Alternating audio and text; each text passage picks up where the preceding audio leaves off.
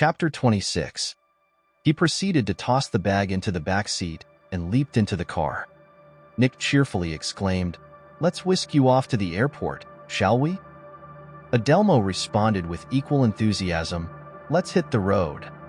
Glancing at the time, Nick suggested, "We might have to resort to using the siren to ensure you make it on time, but let's play it by ear."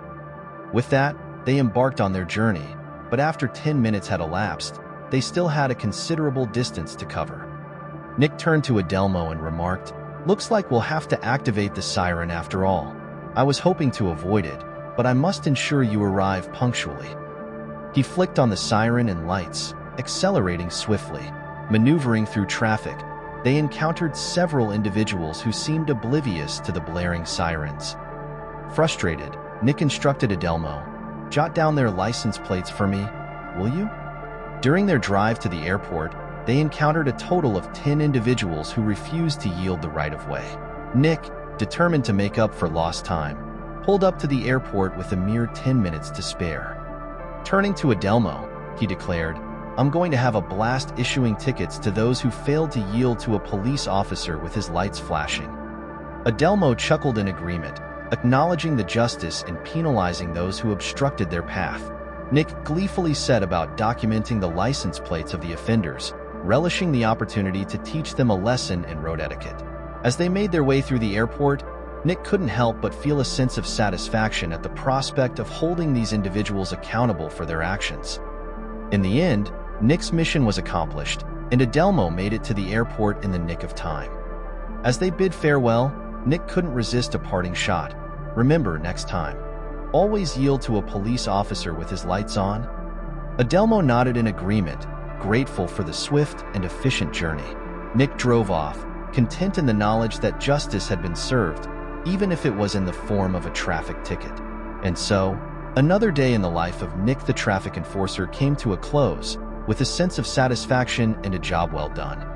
Adelmo then retorts, "You know this wasn't exactly a life-or-death situation. Does it still function in the same manner?" Nick chuckles and responds, "Oh, absolutely." With a mischievous grin, Nick advises Adelmo, "Enjoy yourself and take your sweet time. You deserve a break to unwind and gather your scattered thoughts." Adelmo shrugs and replies, "I'll figure out my return when I get there. Right now, I'm as clueless as a goldfish in a maze." Grateful for the swift service, Adelmo flashes a grateful smile and thanks Nick. Nick playfully warns, "Don't expect every ride to be as thrilling as this one, my friend. I can't promise you a roller coaster every time I give you a lift." With a wink, he strolls off, ready to catch his flight and leave Adelmo to his own devices. As Adelmo steps into the building, he hears the intercom blaring the final boarding call. Panic sets in, and he realizes that he must channel his inner Usain Bolt if he wants to make it on time. Without wasting a second, Adelmo breaks into a sprint, determined not to miss his flight. Gasping for breath, Adelmo reaches the gate just in the nick of time. He desperately asks the receptionist if he's missed his chance. To his relief, she shakes her head and replies, "No, but you were cutting it close, my friend. Lucky for you. We held the plane for a straggler like you." Grateful for the leniency, Adelmo quickly boards the plane, feeling a mix of relief and triumph. Little did he know that his adventure was just beginning, and that he was about to embark on a journey filled with unexpected twists and turns. As Adelmo made his way towards his seat, a sense of familiarity washed over him.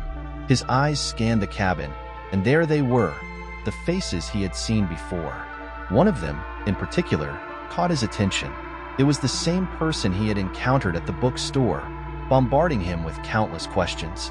The man's eyes met Adelmo's, and a knowing smile crept across his face. Adelmo couldn't help but wonder how this stranger knew him. Curiosity got the better of him, and Adelmo decided to break the silence. "Did you find everything you were looking for?" he asked, hoping to strike up a conversation. The man nodded, gratitude evident in his response. "Yes, I did. Thank you for asking," he replied, his voice carrying a hint of mystery. Adelmo couldn't shake off the feeling that there was more to this encounter than met the eye. As Adelmo settled into his seat, he noticed a group of people who seemed oddly familiar. They were the same individuals he had seen during the vibrant festivities of Mardi Gras. It puzzled him why they were leaving the revelry behind, but he dismissed the thought, realizing that he too was leaving it all behind. Placing his bag in the overhead compartment, Adelmo fastened his seatbelt and patiently awaited takeoff. The stewardess went through the routine safety procedures, reminding everyone about the location of the emergency exits and the seat's potential as a flotation device. Adelmo couldn't help but ponder how frequent flyers must find these instructions redundant. Nevertheless, he felt a sense of security as everything seemed to be in order. With a sudden jolt, the plane began to move as the pilot initiated the takeoff. Adelmo's mind wandered, contemplating the enigmatic encounters he had experienced. Little did he know that this journey held more secrets than he could fathom. The plane began its ascent, gradually picking up speed to prepare for takeoff. Adelmo, who had always harbored a deep fear of flying, felt his anxiety intensify as the aircraft left the ground. The initial moments of the flight were far from smooth, causing Adelmo's unease to grow. However, he knew he had to push through his fear in order to visit his beloved grandfather. Despite his aversion to flying, Adelmo clenched his teeth and held on tightly, desperately hoping that the turbulence would subside soon. His mind was consumed with thoughts of the next flight he would have to endure, praying that the takeoff would be less turbulent than this one. Throughout the entire journey, Adelmo remained tense, his eyes tightly shut, and his teeth clenched. He longed for the flight to be over, yearning for the moment when the plane would touch down at JFK International Airport. As the aircraft finally began its descent, Adelmo's relief was palpable. When they reached the point where passengers could disembark, Adelmo eagerly stepped off the plane and dropped to his knees, exclaiming, "Thank you, God, I'm still alive." However, his outburst caught the attention of fellow passengers who regarded him with bewildered gazes, unsure of what to make of his emotional display.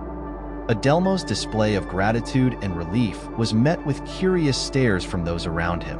Unfazed by the judgmental glances, he couldn't help but feel a sense of triumph. Despite his fear and the rough start to the flight, he had made it safely to his destination. Adelmo's exclamation was a testament to his determination to overcome his fear and fulfill his commitment to visit his grandfather. As he made his way through the airport, he couldn't help but reflect on the roller coaster of emotions he had experienced during the flight. Although he may have appeared eccentric to others, Adelmo knew that his outburst was a genuine expression of gratitude for his safe arrival.